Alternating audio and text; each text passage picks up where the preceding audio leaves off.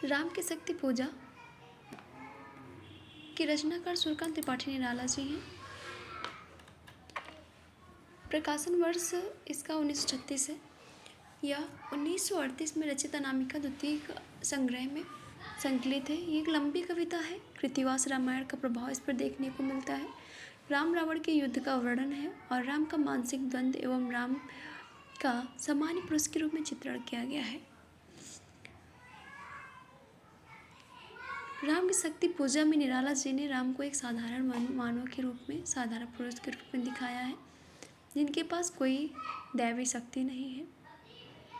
राम न्याय के प्रतीक है, रावण अन्याय का प्रतीक है।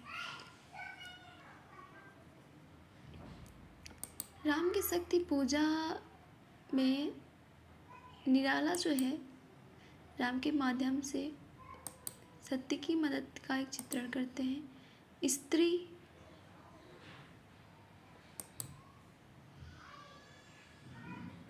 के प्रति जो उनका दृष्टिकोण है उसे प्रस्तुत करते हैं। स्त्री पराधीनता के विरुद्ध ध्वनि उठाते हैं, आवाज़ उठाते हैं।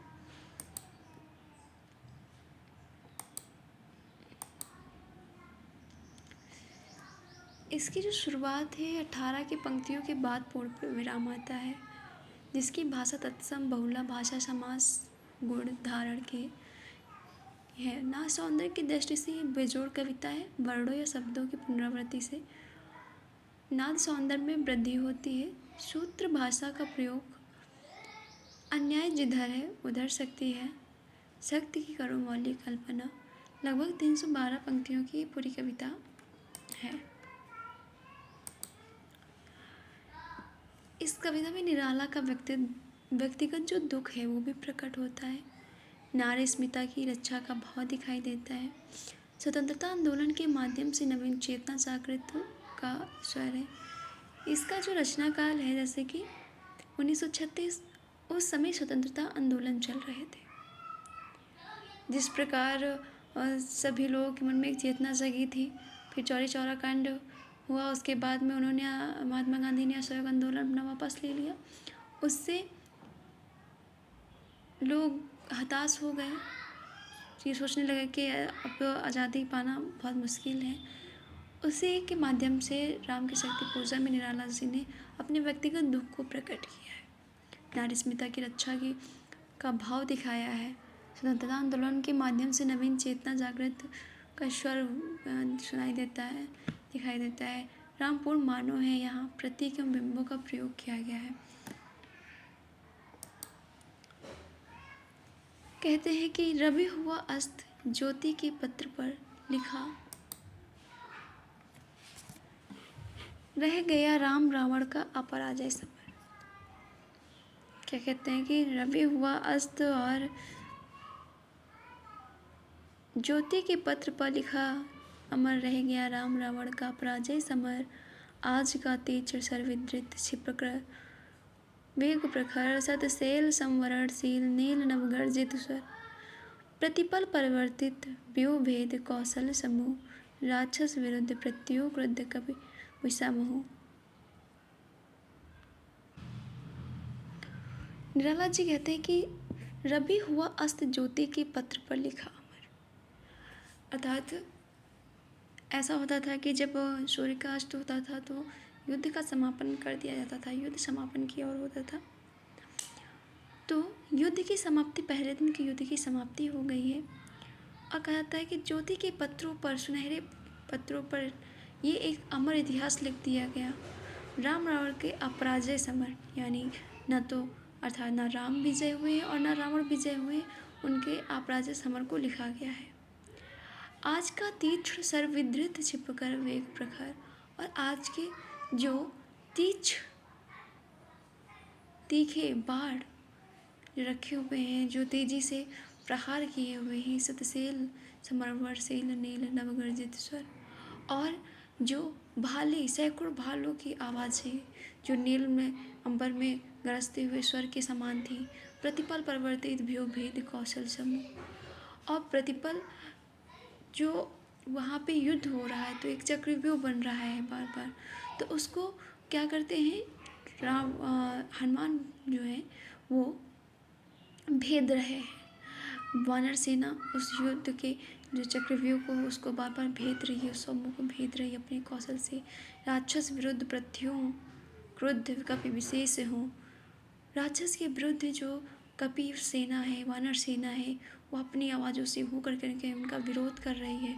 विच्छरित वाहिनी राजीवन नयन हतलच बाण। और राजीव अपने अग्नि जैसे बाणों से, हतलच बाणों से प्रहार कर रहे हैं। लोहित लोचन रावण मदमोचन महियान। और रावण जो है अपनी लाल लाल आंखों को दिखाते हुए थोड़ा परेशान नजर आ रहा है। राघव लाघव रावण वरणगत युग्म प्रहार। और राम जो है रावण को हराते हुए दिखाई दे रहे हैं दोनों प्रहारों में। उद्यत लंका प्रतिमर्दित कपिदल बल विस्तार। और रावण परेशान होकर के लंकापति मर्दित होकर के परेशान होकर के वानरों के जो दल हैं उस पर आक्रमण कर रहे हैं। अनिमेष राम विश्व विज सर्वभंग भाव। और जो राम हैं, जो विश्व विजय हैं, उनके बाण जो हैं उनके भावों को भंग कर रहे हैं। विददांग वृंद वध को दंड मुष्टिखर रुधिर श्राप। लेकिन अचानक से ये क्या होता है कि राम के हाथों से, जिस हाथ में बाण पकड़े हुए हैं उस हाथों से रक्त का श्राप हो रहा है। राम स्वयं को कमजोर पा रहे हैं। रावण प्रहार द्वार विकल वानर दल बल। और रावण बलशाली हो गया है। रावण के प्रहार से जो वानर सेना है वो इधर उधर भाग रही है, परेशान हो रही है। मूर्छित शीघ्रावंगत भीषण गवाक्ष गैनल। और जो शीघ्रव हैं, अंगद हैं, ये सब मूर्छित हो गए हैं। नल नील भी मूर्छित हो गए हैं। वारित सौमित्र भल्लपति अगणित मल्लरोध। और सौमित्र यानी लक्ष्मण, सुमित्रा के पुत्र लक्ष्मण, जामवंत, ये सब अगणित लोग, ये सब मल्ल लोग परेशान हो रहे हैं। गर्जित प्रलयविब्ध क्षुब्ध हनुमत केवल प्रबोध। केवल एक ही व्यक्ति ऐसा है जो कि इनके प्रकोप को या फिर इनको रोक करके, इनके प्रलय को रोक करके रखा है, प्रबोध है। एक ही व्यक्ति जागरूक है। उद्गित वहिन भीम पर्वत कपि चतुर प्रहार। और एक भीम पर्वत की तरह कपि जो है चारों पहर में युद्ध करते नजर आ रहा है। जानकी भीरु और आशा भर रावण समर। और जो रावण की सभा में बैठी हुई जानकी हैं, जिनके मन में एक आशा, जो एक मन में डर था, वो हनुमान की ये चीज़ें जान कर करके कि हनुमान चारों पहर तक की डटे रहे हैं, युद्ध करते रहे हैं, उनको देख के उनके मन में आशा का संचार हो रहा है। लौटे युगदल राक्षस पत्तल पृथ्वी टलमल। और कहते हैं कि लौटे युगदल राक्षस पदतल पृथ्वी टलमल। और जो राक्षस दल है वो पृथ्वी को टलमल करते हुए वो लौट रहे हैं। विंद महा उल्लास से बार बार आकाश विकल। और उनके उल्लास से, रावण की जय से जो आकाश में विकल हो रहा है। वानर वाहिनी खिन्न। और वानर की जो वाहिनी है, वानर सेना जो है वो खिन्न है, लख निज और निज पद चरण चिन्ह। और वो परेशान, वो शर्मिंदा हैं, खिन्न हैं और कमज़ोर होकर के निज पति चरण चिन्ह और अपने राजा के पद के पीछे पीछे चल रही शिविर की ओर स्थित विरदल जो विभिन्न। और जैसे कि शिविर की ओर धीरे धीरे चल रहे हैं और ऐसे चल रहे हैं जैसे कि बूढ़े हो चुके हैं, वृद्ध हो चुके हैं, उस तरह की उनकी दशा है। फिर प्रस्मित है वातावरण नमित मुख संध कमल। लक्ष्मण चिंता पल पीछे वानर फिर वीर सकल। रघुनायक आगे अवनी पर नवनीत चरण शल्य धनु। गुण है कटिबंध शस्त्र तुड़ी धड़ दृढ़ जटा मुकुट हो विप्रस्त। प्रतिलट से खुल फैला पृष्ठ पर बहाव पर बच्छ पर विपुल। कह रहे कि वातावरण कुछ ऐसा हो गया है, ऐसा नम हो गया है, शांति हो गई है।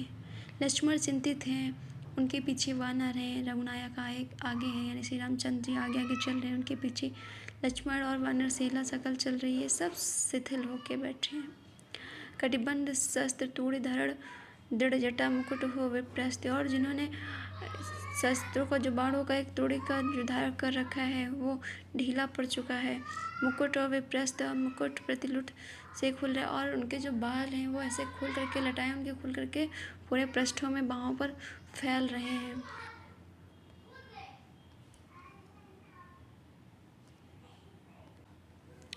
उतरा जो दुर्गम पर्वत पर नैशनाधकार चमकती दूर ताराएं जो ही कहीं पार। यहाँ पे उत्प्रेक्षा अलंकार है और यहाँ पे उत्प्रेक्षा अलंकार है। ठीक है। आए सब शिविर सानु पर पर्वत के मंथर से ग्रीव विभीषण जामवन आदिक वानर सेनापति दल विशेष के अंगद हनुमान नलनील गवाक्ष प्राति के रण का समाधान करने के लिए फिर वानर दल आश्रय स्थल आए सब शिविर सानु पर पर्वत के मंथर, यानी सभी लोग जो है आ करके वहाँ पर बैठते हैं विचार करने के लिए। शीघ्रीव विभीषण जामन आदिक वानर, शीघ्रीव में विभीषण है, बानर है, सेनापति दल विशेष के अंगद हनुमान और सेनापति दल के विशेष जो है अंगद हनुमान भी हैं। नल नील गवाक्ष प्रातः के रण का समाधान और नल नील ये सब मिल करके कि प्रातः काल के जो रण का समाधान है उसके विषय में बात कर रहे हैं। करने के लिए फिर वानर दल आश्रय स्थल बैठे रघुकुल मणि सेवत शिला पर निर्मल जल लेकर आए पद छाल नंद पटु हनुमान। और जो श्री राम है वो श्वेत शिला पर बैठे हुए हैं, हनुमान एक निर्मल जल को ला करके उनके चरणों को धो रहे हैं। अन्य वीर सर गए तीर संध्या और अन्य वीर जो हैं वो संध्या के लिए गए हैं। विधान वंदना ईश की करने को लौटे सत्वर और विधान वंदना ईश्वर की वंदना करने के लिए लौटे सभी सब घेर राम को बैठे आज्ञा को तत्पर और सभी जो है राम को घेर कर बैठ गए हैं, उनकी आज्ञा का इंतज़ार कर रहे हैं। पीछे लक्ष्मण सामने विभीषण बल धीर सुग्रीव प्रांत पर पद पदम के महावीर। पीछे लक्ष्मण है, सामने विभीषण है, बल धीर है, सुग्रीव है, प्रांत पर पद पदम के महावीर और उनके प्रांतों उनके पैरों के पास महावीर हनुमान बैठे हुए हैं। यदुपति अन्य जो यथास्थान हो निर्मेश देखते राम को जित सरोज मुख श्याम देश और वो सभी श्री राम के मुख की तरफ देख रहे हैं। हे अमृषा उगलता गगन घन अंधकार, यहाँ पे मानवीय अलंकार है, मानवीकरण अलंकार है। हे अमृषा उगलता गगन घन अंधकार खो रहा दिशा का ज्ञान स्तब्ध है पवन सा। जैसे जैसे शाम हो रही है वैसे ही शाम जो है निशा है वो एक घनी अंधकार को उगल रही है, खो रहा है दिशा का ज्ञान और दिशाओं का ज्ञान खो रहा है पवनचार।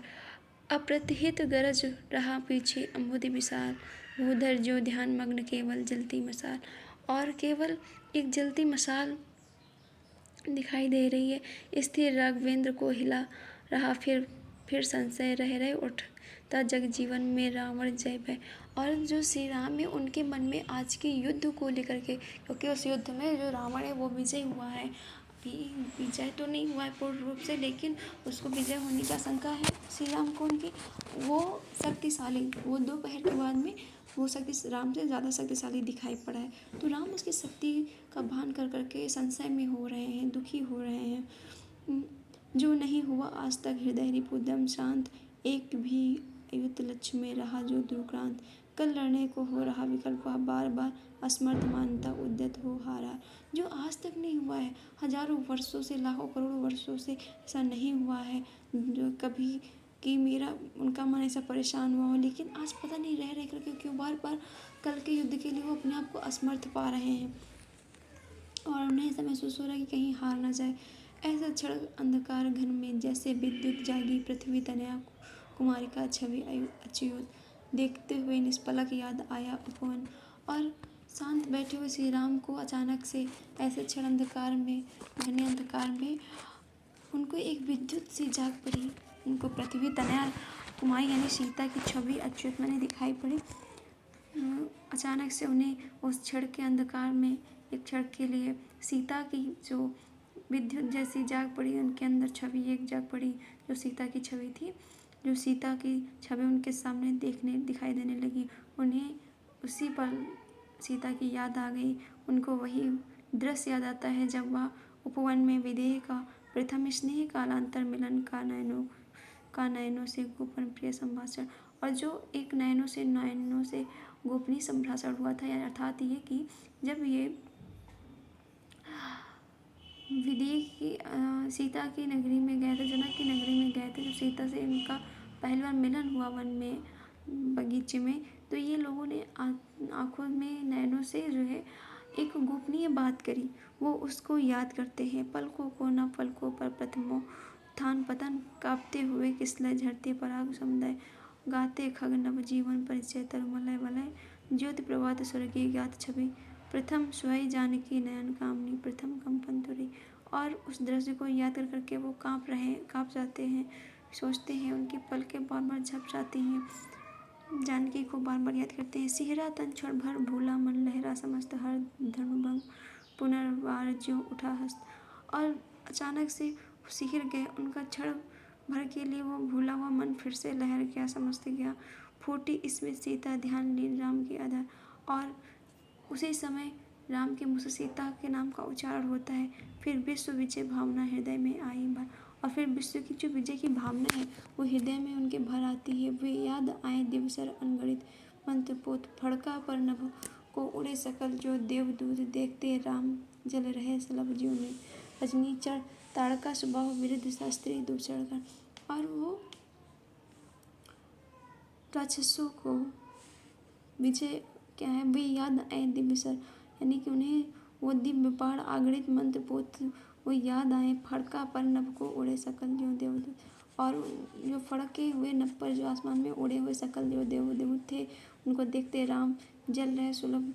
रात में वो जो जुगनी होते उनको देख रहे हैं, जो रजनीचर, जैसे कि वो वहाँ पे कोई और नहीं, बस वो रजनीचर पहरा दे रहे हों। ताड़का स्वभाव विराट शस्त्र।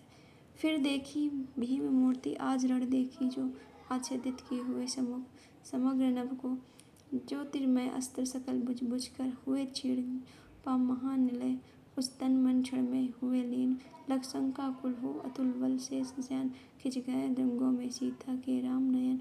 फिर सुना हंस रहा अट्ठास रावण का कलकल। वो सीता को याद ही कर रहे थे, तभी उनको अचानक से फिर से उस युद्ध की याद आती है। तो युद्ध से फिर वो काँप जाते हैं। जुगनू वहाँ पे पहरा हुए देते हुए उनको दिखाई देते हैं। पूरा माहौल शांत दिखाई देता है, ऐसा लगता है यहाँ पे कोई है ही नहीं, बस रजनीशर के रूप में कल जुगनू ये पहरा दे रहे हैं। और वो परेशान होकर के फिर उन्हें अचानक से रावण के अट्टहास की आवाज़ सुनाई देती है, हाँ हाँ की आवाज़ सुनाई देती है। बहावित नैलों से सजल गिरे दो मुक्तादल। और फिर उसी समय उनकी जो नयन है, जो आँखें, वो सजल हो जाती हैं, यानी आंखों आंसू से भर जाते हैं। और दो मुक्तादल नीचे, दो आंसू की बूंद नीचे गिरती है। बैठे मारुति देखते रामचरण बिंद, युग अस्ति नास्ति के एक रूप गण अनिंद, साधना मध्य भी साम्य वाम कर, दक्षिण पद दक्षिण करतल, वाम चरण कपिवर गदगद, पासत सच्चिदानंद रूप विश्राम धाम, जपते सभक्त अजपा विभक्त हो राम नाम, युग चरणों पर आ पड़े अस्त्र वे अश्रुयुगल, देखा कवि ने चमके नभ में जो तारा तल, ये नहीं चढ़ राम के बिन श्यामा की शुभ सोहते मध्य में, हीरक युग या दो कौस्तुभ टूटा वह तार, ध्यान का स्थिर मन हुआ विकल, स्निग्ध भाव की उठी दृष्टि देखा विकल, बैठे वे वहीं कोमल लोचन पर सजल नयन। हनुमान बैठे उनके चरणों के पास बैठे वंदना कर रहे हैं युग अस्ति नास्ति के रूप में। वहाँ पे जितने लोग बैठे हुए हैं उसी के साथ में हनुमान भी राम के चरणों के पास बैठे हैं। जैसे ही उनके आंखों से दो आंसू गिरते हैं तो हनुमान एक पल के लिए सचेत हो जाते हैं। वो सोचते हैं ये आंसू किसके हैं, इधर उधर सोचते हैं, देखते हैं, और सभी कपिवर वहाँ पे राम की वंदना कर रहे होते हैं, जो कि अजपा विभक्त हो राम, यानी कि जिस ऐसा जाप कर रहे हैं जैसे कि ऐसे राम का नाम का जाप कर रहे हैं जिसमें कोई ध्वनि नहीं है, आवाज़ नहीं है। और उसी समय ये अश्रुराम के आते ही मन में विचर, उद्वेल हो उठता शक्ति खेल सागर अपार, को शासित पवन 49 पिता पुछ तुमल, एक त्वच पर बहा वाष्प हो उड़ा उनतर।